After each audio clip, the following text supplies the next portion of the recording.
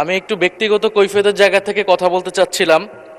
আমাদের মাননীয় সংসদ সদস্য ওনার বক্তব্যে বললেন অন্তর্বর্তী সরকারের সময় দুর্নীতির অভিযোগ, এবং এই সময় এই জায়গায় তো অন্তর্বর্তী সরকারের আমি ছিলাম, কিছু সময়ের জন্য উপদেষ্টার দায়িত্বে ছিলাম, আরও দু একজন ছিলেন, আমাদের মাননীয় এখন বর্তমান পররাষ্ট্রমন্ত্রীও ছিলেন, অ্যাটর্নি জেনারেল ছিলেন।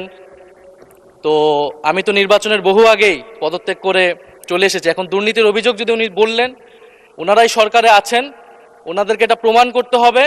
এটার প্রমাণ জাতীয় সংসদে যেহেতু বলেছে, ওনাদেরকে এই প্রমাণ দিতে হবে নাহিদ ইসলামের নামে কি দুর্নীতির অভিযোগ উঠেছে, নাহিদ ইসলাম কোথায় দুর্নীতি করেছেন। মাননীয় স্পিকার, আমি সেই প্রমাণ ওনাদের কাছে চাচ্ছি।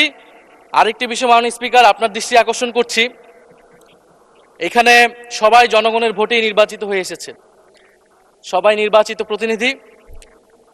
হ্যাঁ, আমার বয়স 28, আজকে আমার জন্মদিন, এবং আমি নবীন সদস্য, কিন্তু এখানে মাননীয় স্পিকার আমিও জনগণের ভোটেই নির্বাচিত হয়ে এসেছি। কারো ছোট ভাই হিসেবে আমি এখানে আসিনি।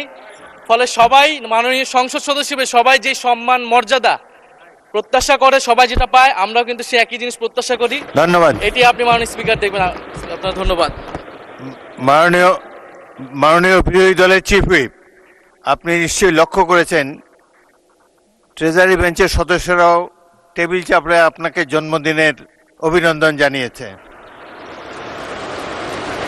আর প্রতিমন্ত্রী শামা ওবায়দ কারো নাম নিয়ে বলেন নাই, বলেছেন তরুণ সদস্যরা, কারো নাম বলে নাই, কারো নাম বলে নাই।